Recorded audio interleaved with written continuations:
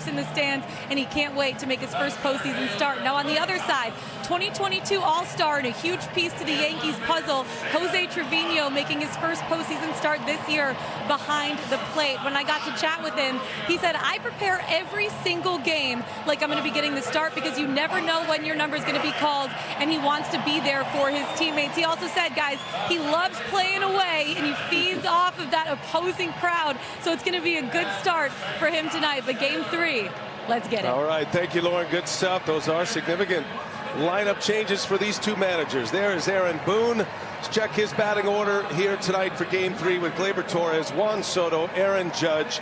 Giancarlo Stanton moves into the cleanup spot with the lefty on the mound. Then Jazz Chisholm. John Birdie gets to start at first base. Anthony Volpe, Alex Verdugo, and Jose Trevino.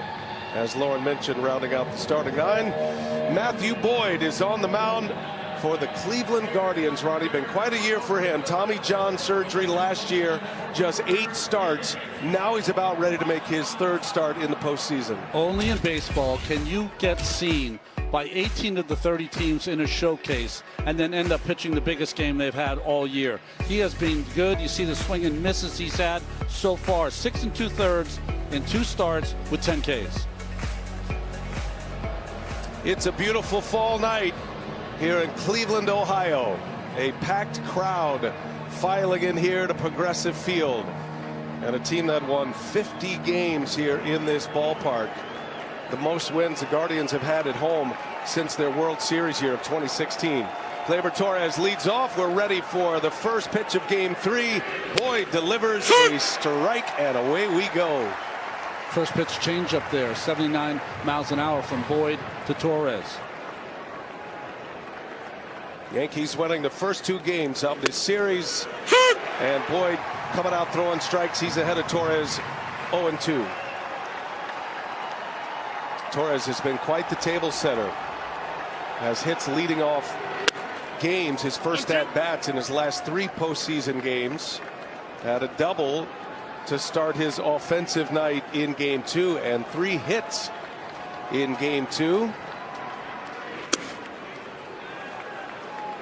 Since he got moved back to that leadoff spot on August 16th, hit .310 with an .841 OPS, and really setting the lineup for the 3 horsemen behind him. Also has a 9-game on-base streak in the postseason, Torres. And that one just missed. Oh, it looked like a pretty good pitch. Dan Isonia calling the balls and strikes tonight. Is also the crew chief of this 6-man umpiring crew. He could have called this one. It looked like it caught just the bottom of the strike zone. Hedges framed it well, too. He did. That is one key change in the Guardians lineup. Lauren told you about Daniel Schneemann in right, but Austin Hedges getting the start behind the plate against a right-handed starting pitcher. That's somewhat newsworthy as Torres fouls it away, and the count stays at 3-2.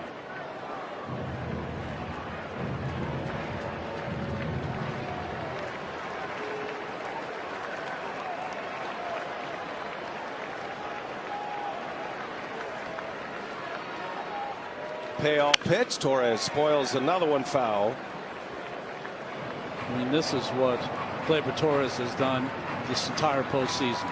If he hasn't got a hit, he has taken the pitcher deep into 8, 9, 10 pitch at bats, and let the rest of the lineup see just about everything that Matthew Boyd has tonight. Will be pitch number 8, and another 3-2, and that is ball 4, and Torres is aboard again, setting the table beautifully. How about the Guardians defensively, Jeff? Well, you talk about Austin Hedges getting his first start of the CS. Of course, the infield, Ramirez, Roquio, Jimenez, the Platinum Gold Glover, and Josh Naylor over at first base. And in the outfield, Stephen Kwan in left, Lane Thomas, and you said it, Daniel Schneemann getting his first start in right field. Schneemann did get some playing time in game 1, made a catch. And let's see here. So Juan Soto is going to be hit with a pitch clock violation. Dan Isonia comes out.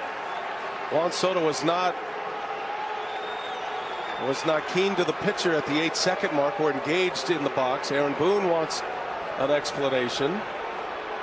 Alex Verdugo helping out his teammate. So if it is a pitch clock violation, was he ready at the 8-second mark? No, he was not. Dan Isonia had it right. I think that Soto was saying there were other things going on at the field. Torres at first was taking all of his gear off. Torres, in fact, has come in and conferred with his teammates about what Boyd has. Yeah, he's gonna pin a strike on him. Aaron Boone's not happy, but that's, you know, as far as the other players around him for the pitch clock, that's not Dan Isonia's problem. That's right. You have to be in there ready to go at the 8-second mark. And he was not. And Boone is fired up fast. So pin a strike on Soto before he ever sees a pitch. And now Matthew Boyd goes to work, and Soto rifles one into center field, and it's going to be caught by Thomas. Lane Thomas closing the gap. And a sliding catch as that ball cascaded into the ray of sunshine out there. Beautiful play for out number one. And going through, right? It's tough with the sun kind of where you're going. But think about this. You talked about on the open, Ronnie. The Guardians need to play great defense base running. This is what they've done all year. Make plays like this. Quan in left field. We saw it during the DS. That is a massive catch right there early. Comes early. First out of the ball game. Now Aaron Judge. Big swing and a miss at a big curveball from Boyd. You feel like you can only swing at that pitch if you're looking for that pitch, first pitch, and he got it.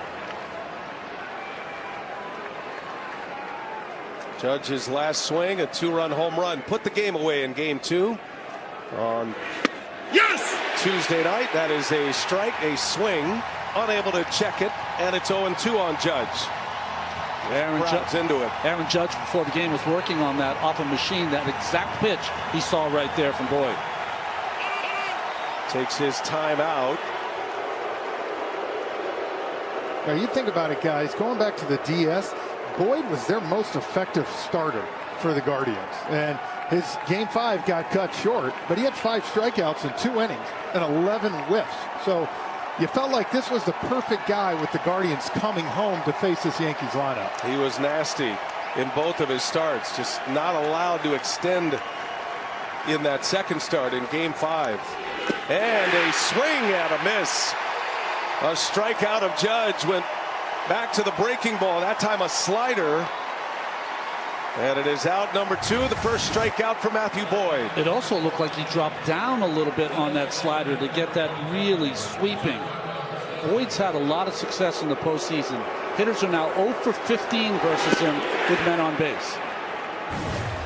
And now it's Sten who hits behind Judge tonight with the left-hander on the mound.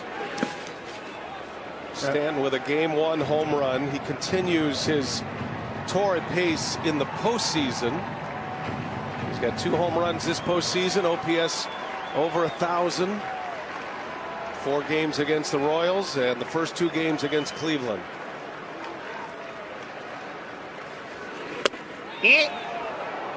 Now you can see here early, Boyd too, heavy. That was a fastball, but there have been 5 off-speed pitches in a row before that. Heavy off-speed right now with this lineup.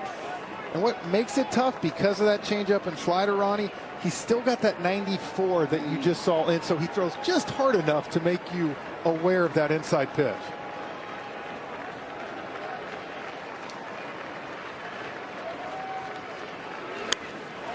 Two and one.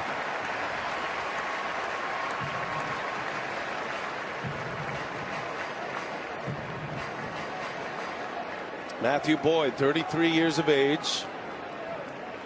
Longtime Detroit Tiger, 8 years with Detroit. Have been with the Giants, didn't pitch in the big leagues with the Giants, and then had the injury to the elbow, Tommy John surgery last year in June. He did not pick up a baseball and throw a baseball until Christmas Day.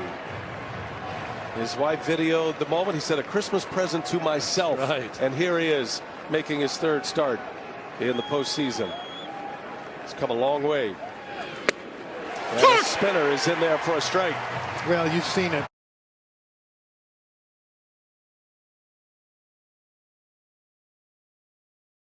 Away. I mean, it's obvious a game plan for Boyd. His 25% fastballs, the rest are going to all be secondary pitches. His big breaking ball, slider, and change. And you mentioned earlier today, Judge Stanton was with him for early batting practice with the pitching machine on the mound, basically set up to throw left-handed sliders. And he just missed with a fastball. Stanton fires that bat, draws the walk. 2 walks in the inning. And the Yankees put instant pressure on here in the first. Man, look, this ain't the end of the world right here to me if you're Boyd. You got a hot hitter in Stanton. I'm not about to give him something out over the plate for him to drive with the lefty on deck in Jazz Chisholm. It's a matchup if you're Boyd you feel like you can exploit. Chisholm had his first hit of the LCS in game 2. Looks like he was taking all the way. Takes a strike. Chisholm with a double in game 2.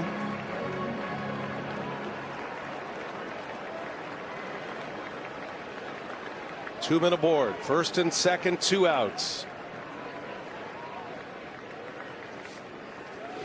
Nope. They'll ask. Checked it. Tell you what, too, guys, something to keep an eye on. Schneemann in right field is putting his hand up almost before every pitch. He's the one guy that's right in the middle of that sun. And you look like probably another, 20, 30 minutes, that'll be gone. But a lazy fly ball could be, see, that could be difficult. Yeah, he's kind of rehearsing how he'll do it if one's hit his way. Something to watch. He's only played 25 games in the big leagues in the outfield. We had a swing and a foul, and the count goes to 1-2 on Chisholm. If you're looking in the sun and you're trying to block it with your glove, why do you put your sunglasses on the back of your hat? I will tell you this, there's times when you're in the outfield, if you put your sunglasses, it's not going to help no matter what. Good to know. I think that's what he's trusting more.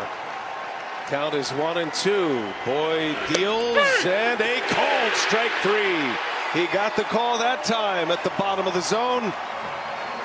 Chisholm strikes out. Matthew Boyd puts up a first inning 0. Now the